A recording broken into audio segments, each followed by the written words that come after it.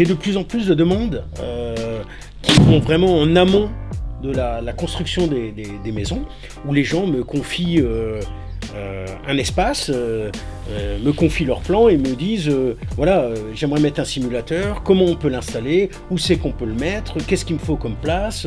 Alors ça peut se situer dans un endroit de vie, ça peut se situer dans des pièces qui sont vraiment destinées à ça. Certains c'est dans une partie du garage, mais qui vont souvent aménager autour. Enfin, ça devient des endroits conviviaux où derrière ça peut se dérouler de belles soirées amicales en même temps, parce que forcément entre golfeurs, quand il y en a un qui a un simulateur, ça amène un peu de monde. Alors ça va être réducteur, mais bon, je rentre de l'île Maurice où j'ai fait un centre indoor à côté de Port-Louis, voilà, dans un super centre de sport. On sait qu'il y a des célébrités qui jouent sur des simulateurs que l'on a fait, mais c'est en l'occurrence pas chez eux. C'est pas chez eux.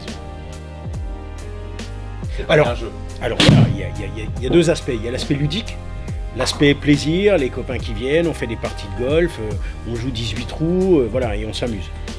Et il y a la partie de plus en plus importante qui est celle du perfectionnement et de l'enseignement. En l'occurrence, le simulateur dont je parlais à l'île Maurice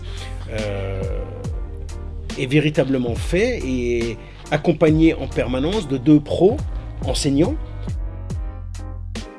La vraie problématique, c'est que c'est mon bureau. Donc je dirais qu'il n'y a pas une journée que je passe au bureau sans allumer le simulateur. Après, je peux décemment pas avouer le nombre d'heures que j'y passe, parce que les gens vont dire mais il travaille quand? Non, je travaille beaucoup mon golf, c'est vrai. Non, mais après, quand je suis au bureau, j'en profite. Quand je ne suis pas au bureau, que je suis en installation, mais forcément, je suis obligé de jouer sur le simulateur de mes clients.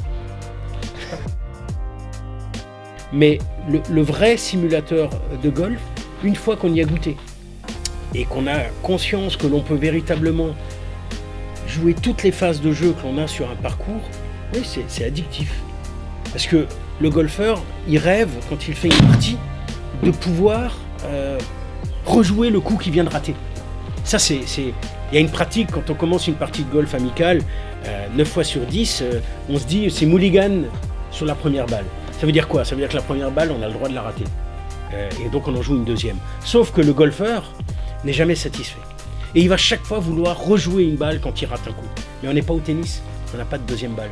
Donc voilà. Alors que sur le simulateur, voilà, on peut s'octroyer autant de mulligan que l'on veut, autant de deuxième coup que l'on veut, on peut mettre n'importe quel coup d'une partie en mode practice et la rejouer autant de fois qu'on veut. Donc certains diraient c'est le panache.